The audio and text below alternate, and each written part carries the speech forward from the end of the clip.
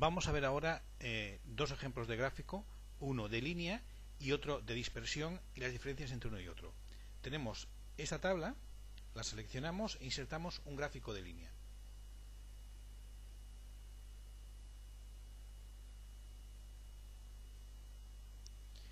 El subtipo va a ser de puntos y línea.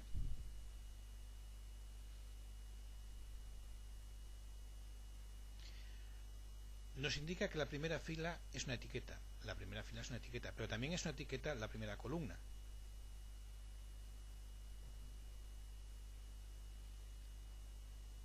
El resto de las opciones las podemos dejar por defecto y nos encontramos con esta gráfica.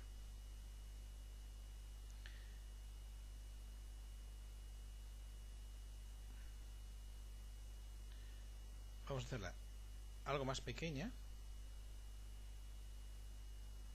y la desplazamos a la derecha. Vamos a hacer ahora un gráfico de dispersión.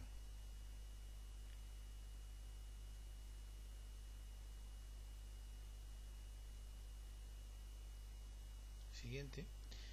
La diferencia entre un gráfico de dispersión, la diferencia básica entre un gráfico de dispersión y un gráfico de línea es que en el gráfico de dispersión tanto el eje X como el eje Y son valores. Por tanto, la primera fila es una etiqueta, pero la primera columna no es una etiqueta, también son valores. Opciones por defecto y finalizamos.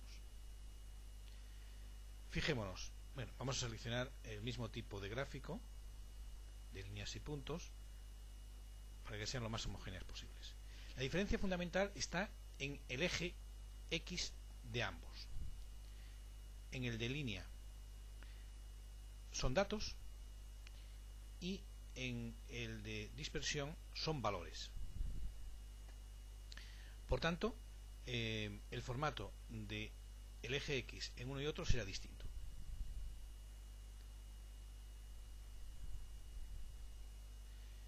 En el de línea vemos que no tiene escala. No podemos modificar la escala. Da la casualidad de que es una fecha y la asimilamos a un número, pero podrían ser pues el nombre de una ciudad, con el que no se pueden hacer en principio cálculos matemáticos. Sin embargo, si nos vamos al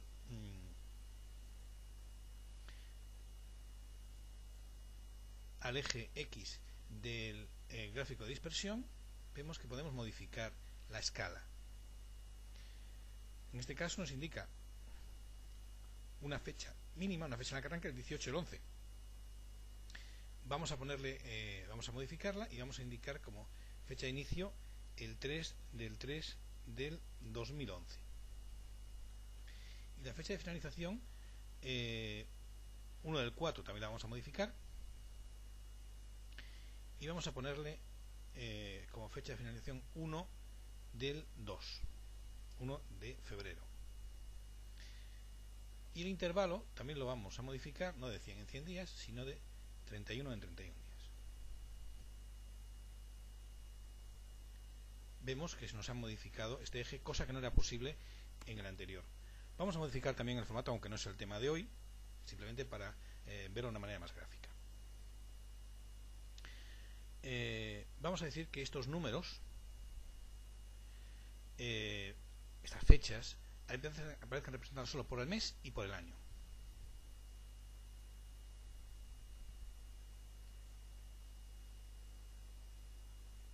Mes y año. Y indicamos aceptar. Bien. Vemos que el gráfico tiene espacio suficiente para indicar todos los datos, no se salta ninguno, y aunque no existen estos valores no tienen ningún dato, sí aparecen representados, cosa que no podíamos hacer con el eje de